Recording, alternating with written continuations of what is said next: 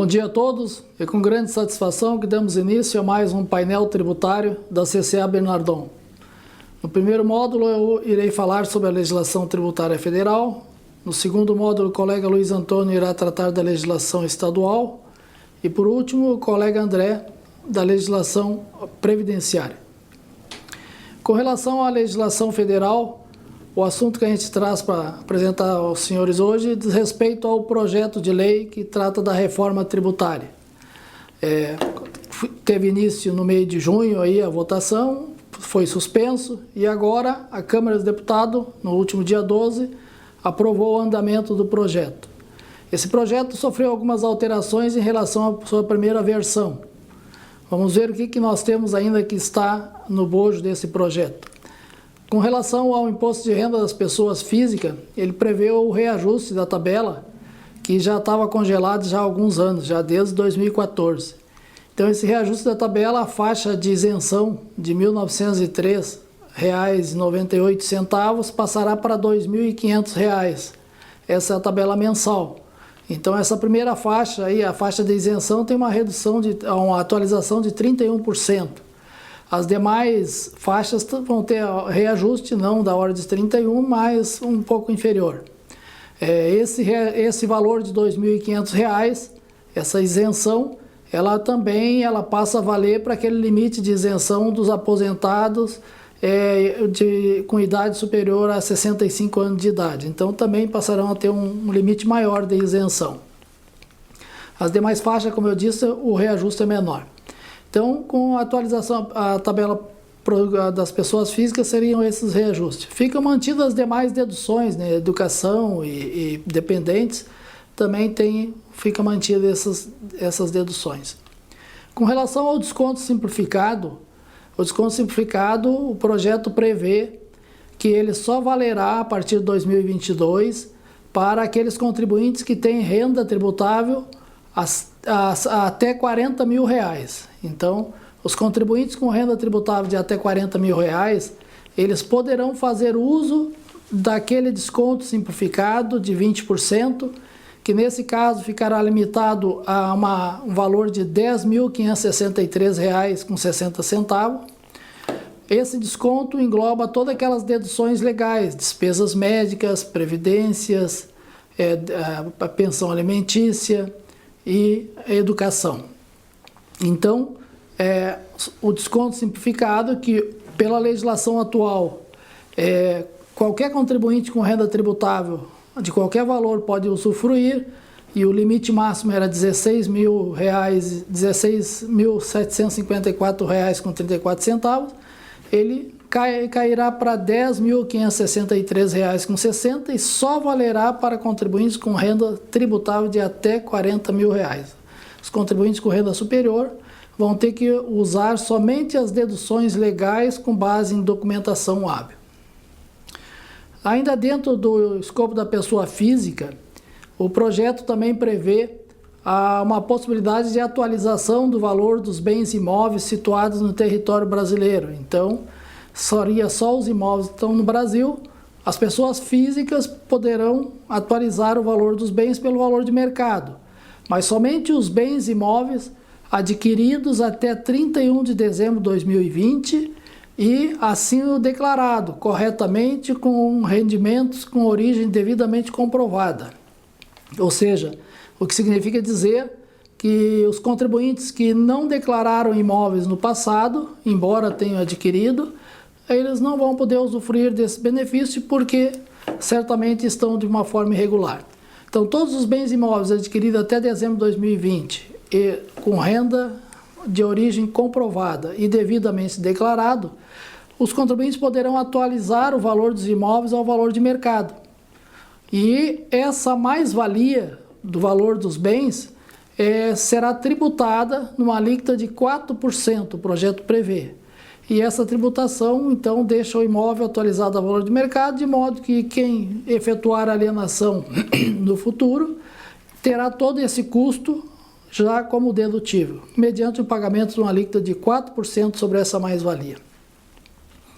Também, o projeto prevê uma tributação dos bens e direitos mantidos no exterior por pessoa física. Então, e essa tributação é da alíquota de 6% sobre os bens e direitos existentes no exterior.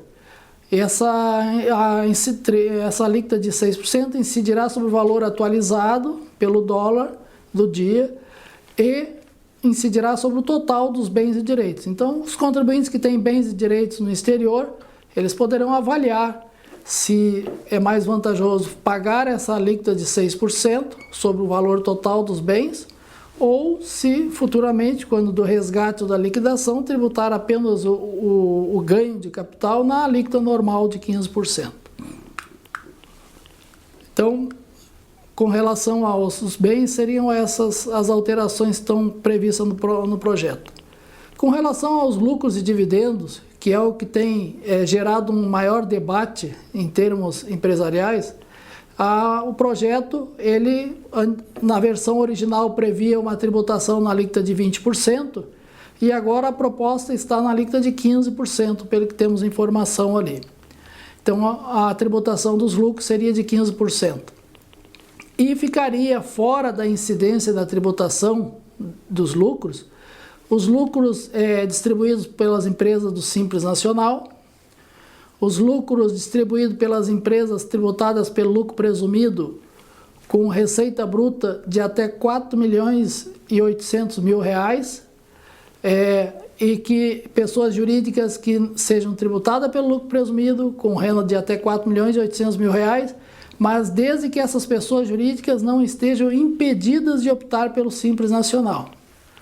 Também está fora da incidência da tributação dos lucros, os lucros distribuídos à sociedade controladora e as que estejam sob o controle comum, lucros distribuídos a titular de 10% ou mais do capital votante, desde que o investimento seja avaliado na forma do artigo 248, equivalência, então seria pessoa jurídica com participação de 10% ou mais no capital e que está sujeita à equivalência.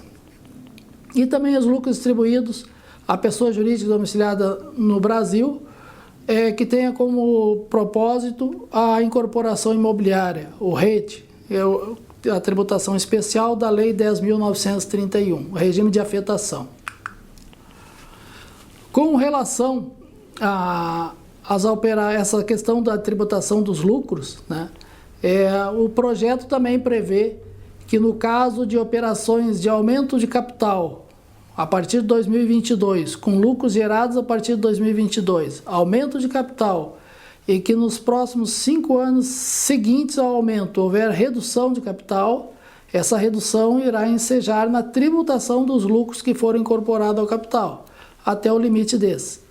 E da mesma forma, se houver redução de capital a partir de 2022 e que nos 5 anos anteriores à redução o contribuinte tiver feito aumento de capital com lucros gerados a partir de 2022, essa redução também sofrerá tributação limitada aos lucros incorporados ao capital nos 5 anos anteriores. Então é uma forma que o legislador criou de vedar aqueles planejamento tributário onde, ao invés de distribuir o lucro e tributar, o contribuinte faz um aumento de capital e, num período seguinte, faz uma redução do capital. Então, aqui, se ele incorporou lucros que estão sujeitos à tributação, ele vai ter que tributar na redução. E no aumento, na redução também. Também o projeto prevê algumas travas sobre distribuição disfarçada de lucros, que hoje já tem algumas já na legislação, mas o projeto prevê a alienação de bens por valor inferior ao de mercado, aos sócios, então vai ser distribuição disfarçada de lucro. Hoje já é assim, mas o projeto também está reforçando. A perda em decorrência de não exercício de direito à aquisição de algum bem pela sociedade que beneficia pessoas ligadas, também é distribuição disfarçada de lucro. E também tem o empréstimo de recursos financeiros da pessoa jurídica para os sócios ou pessoas ligadas, se a pessoa jurídica tiver no seu patrimônio líquido lucros gerados a partir de janeiro de 2022. Então, o empréstimo em dinheiro, mesmo que esse empréstimo preveja juros de mercado, tributação na fonte, recolhimento do IOF, mesmo que o empréstimo tenha todas as características de um empréstimo normal, o simples fato da pessoa jurídica ser possuidora de lucros gerados a partir de 2022 já caracteriza a distribuição disfarçada e todo o empréstimo limitado aos lucros será tributado como se lucro fosse. Então, é uma forma de coibir aos planejamentos tributários. Com relação à pessoa jurídica com os regimes de tributação, o projeto prevê a extinção do regime anual, lucro real anual, onde as pessoas jurídicas optam por recolher o imposto de renda e a contribuição social com base nos balanços ou balancetes de suspensão ou de redução, ou na estimativa com base na receita bruta, e ao final do exercício de 12 meses, de janeiro a dezembro, faz o ajuste, onde pode ter ou não imposto a recolher. Então, esse regime de balanço anual, ele vai deixar de existir a partir de 2022, se assim for homologado o projeto como está, convertido em lei. E nos casos só vai valer, então, o balanço trimestral. Aí, com relação ao balanço trimestral, tendo em vista que muitas pessoas jurídicas têm problema de sazonalidade com relação aos seus resultados, o legislador está prevendo que nos prejuízos fiscais de um trimestre, eles poderão ser compensados de forma integral com os lucros dos próximos 3 trimestres. Então, é uma forma de que o legislador arrumou de evitar de gerar prejuízo para aquelas empresas que têm um problema de sazonalidade, onde num trimestre dá lucro, no outro dá prejuízo, não dá lucro. Então, muitas empresas hoje optam pelo balanço anual justamente por causa da sazonalidade, né? Então, não tem como ficar sujeito a num trimestre gerar um prejuízo que fica limitado com a trava dos 30%, no outro dá um lucro e só pode compensar 30% do lucro. Então, o legislador tirou o balanço anual, mas deu essa prerrogativa de o prejuízo fiscal de um trimestre poder ser utilizado de forma integral, sem a trava, nos 3 trimestres seguintes. Com relação às pessoas jurídicas que oferirem receita bruta até 4 milhões e 800 mil reais, as pessoas jurídicas do lucro presumido, elas poderão tributar pelo manter apenas livre caixa e não ficarão obrigadas a manter escrituração contábil regular. Aquelas que tiverem receita bruta superior a 4 milhões e 800 mil reais, elas vão ser obrigadas a manter escrituração contábil regular. Então, hoje as empresas do lucro presumido, elas têm a obrigatoriedade de manter escrituração contábil se fizerem a distribuição de lucro. Se não fizerem a distribuição de lucro, acima do lucro presumido, não precisa manter a escrituração contábil regular, apenas o livro caixa. Agora, com essa alteração da lei, não, a pessoa jurídica, lucro presumido, receita bruta superior a 4 milhões e 800 mil reais, obrigatoriamente vai ter que ter escrituração contábil regular. Ainda com relação à questão lá da distribuição de lucro, né, o projeto, pelo teor do projeto, toda a distribuição de lucro vão ter que estar embasada numa escrituração contábil regular. Não vai poder ter a distribuição de lucro sem escrituração contábil.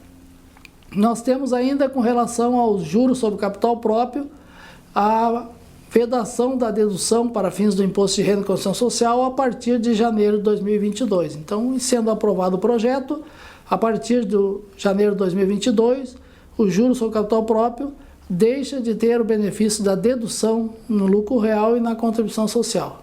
Pode ser distribuído, pode ser pago, vai ser tributado, mas não vai ser dedutível.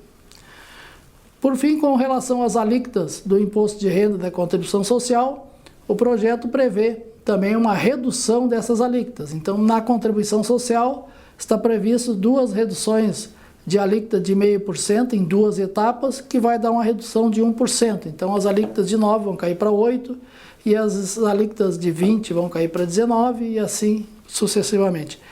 A contribuição social, 2 reduções de 0,5% em 2 etapas. Com relação ao imposto de renda à pessoa jurídica, a alíquota normal de 15%, ela sofrerá uma redução para 8%. E após a implantação do adicional de 1,5 da CEFEM, haverá uma redução de mais 1,5. E por último, com relação à devolução da participação no capital social. Então, hoje, toda vez que uma pessoa jurídica faz uma entrega de bens e direitos da sociedade aos sócios mediante devolução da sua cota capital ou redução de capital, a pessoa jurídica pode optar em entregar os bens pelo valor contábil ou pelo valor de mercado. Com a alteração prevista no projeto, a partir de janeiro de 2022, essa devolução de cota capital mediante a entrega de bens, ela deverá ser feita obrigatoriamente com base no valor de mercado, o que significa dizer que a pessoa jurídica ela terá que tributar todo o ganho de capital que estiver no bojo do bem que foi adquirido durante a vigência da pessoa jurídica e que não tenha sido ainda realizado por alienação. Então, esse ganho de capital vai ter que ser tributado na pessoa jurídica, de forma que os sócios, acionista ou titular, vão receber o bem já pelo valor de mercado. Não vai poder mais ter os planejamentos tributários, onde os contribuintes promovem uma redução de capital, transferem o bem para a pessoa física e, posteriormente, realiza a alienação do bem e tributa 15% como ganho de capital. Então, a partir de janeiro de 2022, em sendo aprovado o projeto, essa possibilidade de planejamento vai ser extinta. Da mesma forma, do aumento de capital com bens da pessoa física. Então, deverá ser também pelo valor de mercado. Então, com relação à matéria de tributação federal, a gente gostaria de ter apresentado, seria essa relacionada a esse projeto de lei, que num certo momento aí ficou como suspenso e estava todo mundo achando que ele não ia mais sair do papel esse ano, esse projeto, mas agora, tudo indica, ele vai ser aprovado até o final do ano. Talvez muitas dessas alterações que eu comentei há pouco vão sofrer alteração, ou para melhor ou para pior, mas tudo indica que o projeto vai sair do papel e vai ser convertido em lei, e a partir de janeiro de 2022, então, nós teremos um outro cenário tributário e que vai exigir novas reflexões sobre planejamento tributário. Por hoje seria o recado. Desejamos uma boa semana para todos e fiquem na sequência com os colegas da área estadual e previdenciária. Um abraço a todos.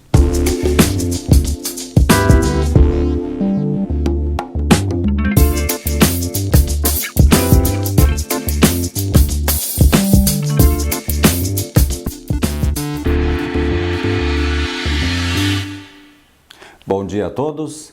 Então, dando continuidade ao painel tributário da CCA Bernardon, vamos dar continuidade então com as alterações havidas na legislação estadual do Estado do Rio Grande do Sul. Tivemos algumas alterações, tanto em nível de portaria como de decretos e instruções normativas, assim como notícias a respeito da legislação. A primeira que trazemos é quanto ao parcelamento de débitos vinculado às empresas do Simples Nacional. A Procuradoria-Geral do Estado, através da Resolução 190, ela dispõe sobre o parcelamento de créditos tributários provenientes do ICMS devidos por contribuintes optantes pelo Simples Nacional declarados em DSTDA, vencidos entre 1º de março de 2020 a 31 de julho de 2021, sem garantia da execução fiscal. Então, esses créditos que são provenientes do ICMS, né, devidos por contribuinte do Simples, poderão então ser parcelados em 60 parcelas, em até 60 parcelas mensais, independentemente da prestação de garantias no âmbito da execução fiscal, desde que o pagamento da parcela inicial seja realizado até 30 de setembro de 2021 e o valor total do débito seja superior a R$100 e o valor da parcela não seja inferior a R$20. Depois tivemos uma publicação de uma notícia no portal do SPED, no dia 30 de agosto, quanto ao programa da escrituração fiscal digital vinculada ao ICMS e IPI, a versão 2.7.2. Então, de acordo com esta notícia, foi disponibilizada a versão do PVA relativa à EFD com a correção de validação que permite a escrituração da nota fiscal 3E, que é aquela nota fiscal emitida para fins de cobrança de energia elétrica, né? Nota fiscal 3E, quando ela for cancelada pelos contribuintes do setor elétrico. Então, a correção, né, da validação que permite a escrituração. Anteriormente não permitia. Como vai entrar em vigor esta nota fiscal eletrônica, né, para o setor elétrico, então está sendo feita essa correção em relação à validação. Depois tivemos alguns decretos publicados pelo Estado, né? O primeiro, o decreto 56066, no dia 3 de setembro. Ele trata de isenção do ICMS, né? Quanto a uma alteração do nome do programa Fome Zero para Programa de Segurança Alimentar e Nutricional. Então, é apenas um ajuste técnico vinculado ao convênio 101 de 2021, né, que alterou, então, o nome do programa, então precisa ser atualizado em termos de regulamento do ICMS. O segundo decreto, 56067, também publicado no dia 3, ele também trata de isenção do ICMS, mas para os órgãos públicos. Esta isenção de ICMS é aplicável nos recebimentos de mercadorias importadas do exterior por órgãos da administração pública estadual destinada a integrar o seu ativo permanente ou para consumo próprio, e então convalida os procedimentos adotados para a concessão do benefício. Esse benefício está previsto lá no livro 1, artigo 9º, inciso 44, nota 3 do regulamento do ICMS. Foram os dois decretos, então, publicados pelo Estado, e depois tivemos instruções normativas, né, que seriam orientações normativas, também, né, publicadas pelo Estado do Rio Grande do Sul através da Secretaria da Fazenda. A instrução normativa 66, comentamos na semana passada, que ela publicou, né, os preços, o PMPF, né, que é o preço que vai ser adotado, né, está sendo adotado já a partir de 1º de setembro, né, pelas empresas que são substitutas tributárias, sejam laboratórios ou sejam distribuidores, né, de medicamentos, produtos farmacêuticos. Tá? Ocorre que teve algumas irregularidades, né, alguns pontos que precisavam de correção, e foi republicada esta instrução normativa no dia 30 de agosto. Então é importante que os contribuintes, né, que utilizam, sejam eles substitutos tributários ou substituídos porque fazem a conferência dos valores, né, que recebem dos respectivos substitutos tributários, que verifiquem as alterações havidas decorrentes da republicação desta instrução normativa 66, que inicialmente havia sido publicada no dia 25 de agosto e agora foi republicada no dia 30 de agosto. Depois, a instrução normativa 70 trata também de parcelamentos do Simples Nacional. Dispensa a entrada mínima e a prestação de garantias no parcelamento de débitos solicitados pelos contribuintes optantes pelo Simples Nacional. Então, autoriza esse parcelamento com essa condição diferenciada. Então, os contribuintes então ficam dispensados da garantia, né, e da entrada mínima na hipótese desses parcelamentos. Então, é importante que seja observado também não somente a resolução da PGE, mas também a própria instrução normativa da Secretaria da Fazenda do Estado do Rio Grande do Sul. Depois, a instrução normativa 71, ela trata do ICMS substituição tributária quanto aos distribuidores hospitalares. Quanto à inaplicabilidade da substituição tributária, né, quando o estabelecimento tem por atividade a distribuição de medicamentos ou produtos farmacêuticos para hospitais. Então ficaram acrescentados na relação constante do apêndice 35 da Instrução Normativa 45/98 diversos contribuintes, né? Top Norte, Comércio de Material Médico, a DMH, distribuidora de medicamentos, a Promed, distribuidora, a ADL, Med Comércio de Medicamentos, a CLM Pharma, Comércio Distribuidora, a Alfamed Distribuidora, e depois, então, teve uma relação também de empresas excluídas desta categoria, né, de distribuidores de medicamentos aos quais não se aplica a substituição tributária. Bullman Brasil, importação e exportação de produtos médicos, Marca Distribuidora de Medicamentos e Cirúrgica JAW, Comércio de Material Médico. Estas, então, excluídas desta categoria. Então, na esfera estadual, com relação às alterações havidas no ICMS, eram estas as alterações que gostaríamos de trazer aos senhores. E, na continuidade, agora, então, o colega André, então, tratará das alterações havidas na legislação previdenciária. Então, uma boa semana a todos e muito obrigado pela sua atenção.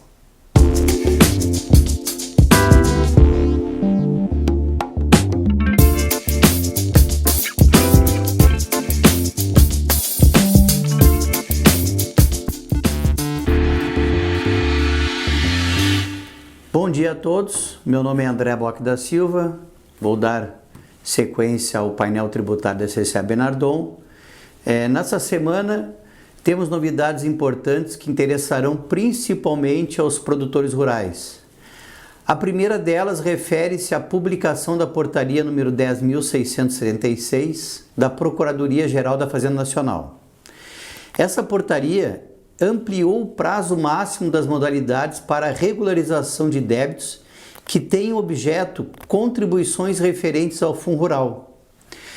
A adesão às modalidades de parcelamento ao Fundo Rural do produtor rural pessoa física, bem como do produtor rural pessoa jurídica, será realizada mediante requerimento em modelo próprio a ser protocolado exclusivamente através do portal Regularize da Procuradoria-Geral da Fazenda Nacional, na internet no endereço regularize.pgfn.gov.br. Esse requerimento será analisado pela unidade da Procuradoria do domicílio fiscal do optante, com a formalização da respectiva conta, sendo obrigação do contribuinte acessar o portal Regularize para acompanhar a tramitação do pedido, a formalização do acordo e a obtenção do DARF específico para pagamento. Cabe ressalvar que o parcelamento abrangerá somente os débitos das contribuições patronal e RAT contidas na alíquota do Fundo Rural, inscritos em dívida ativa da União. Ou seja, não englobarão as contribuições referentes ao Senar. Outra novidade diz respeito à parceria firmada entre a Receita Federal do Brasil e o Serviço Nacional de Aprendizagem Rural. A Receita Federal elaborou uma cartilha para o Senar com informações importantes sobre o E-Social e a EFD-REINF, direcionada ao meio rural. Essa cartilha já pode ser acessada no link do Senar, né, que é cnabrasil.org.br. Ainda se tratando de Fundo Rural, gostaria de compartilhar com vocês uma das consultas de nossos clientes que se refere à devolução de compras de produtores rurais, pessoas físicas. A dúvida foi trazida por um cliente, pessoa jurídica, que havia adquirido trigo de um produtor rural, pessoa física, e que agora estava devolvendo parte dessa compra. Ele queria saber onde informar essa devolução na FD-REINF. Ocorre que, por falta de previsão legal, Como não é possível bater as devoluções de compras realizadas dos produtores rurais para efeito de apuração do Fundo Rural, não há campo específico na FDRINF para o registro dessas devoluções, com o que o adquirente não consegue, ao menos de forma administrativa, diminuir o valor do Fundo Rural a recolher por conta das devoluções de compras. Evidentemente que, ocorrendo valores expressivos, cabe ao contribuinte analisar a possibilidade do ajuizamento de ação para enfrentar esse entendimento da Receita Federal, já que para tantos outros impostos e contribuições, as devoluções de vendas e também de compras são abatidas da base de cálculo. Para ilustrar esse entendimento da Receita Federal, cito a solução de consulta COSID número 650, de 2017, que, ao tratar desse assunto, trouxe o seguinte entendimento, abre aspas, em face da legislação de regência da matéria, não há como deduzir da receita bruta proveniente da comercialização da produção de produtores rurais os valores relativos às devoluções de compras anteriores. Então vocês podem verificar que não há a previsão na FDRINF de lançamento dessas devoluções por conta da falta de legislação que permita o abatimento das devoluções da base de cálculo do Fundo Rural. Passando a tratar do E-Social, gostaria de informar que foi divulgada no portal do E-Social a nova versão consolidada do Manual de Orientação do E-Social, onde foram informados os ajustes realizados na versão S1.0, que é a versão simplificada. Essa nova versão do MOS, que teve por origem a nota orientativa número 8 de 2021, do dia 1º de setembro, já está disponível no site gov.br E-Social. Ainda sobre o E-Social, comunicamos que foram disponibilizadas também no seu portal as notas técnicas número 3 e 22, que trouxeram inúmeros ajustes nos layouts das versões S1.0 e 2.5 do E-Social, respectivamente. Considerando o número expressivo de ajustes realizados nos layouts, bem como o fato de que alguns entrarão em produção a partir de outubro e outros somente em novembro, recomendamos que acessem o site gov.br E-Social para verificar em quais pontos essas alterações afetarão a geração de E-Social em suas empresas, né? Então, como são inúmeras as alterações, é importante que entrem lá no portal, façam essa pesquisa e verifiquem em que as novidades afetarão o dia a dia de vocês no departamento pessoal. E como última matéria do painel tributário dessa semana, informa que foi publicada no dia 1º desse mês a resolução número 160 do Conselho Gestor do Simples Nacional.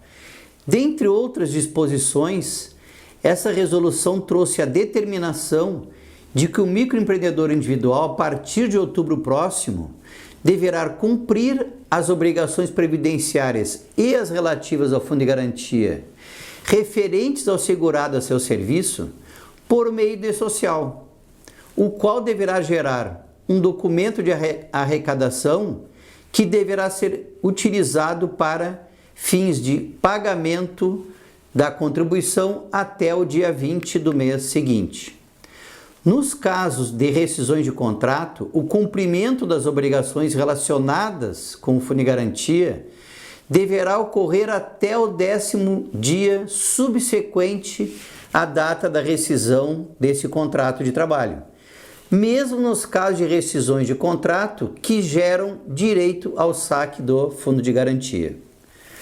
Com isso, concluímos as informações que gostaríamos de transmitir a vocês no painel tributário de hoje. Agradeço a participação de todos e desejo-lhes um bom dia e uma ótima semana. Obrigado.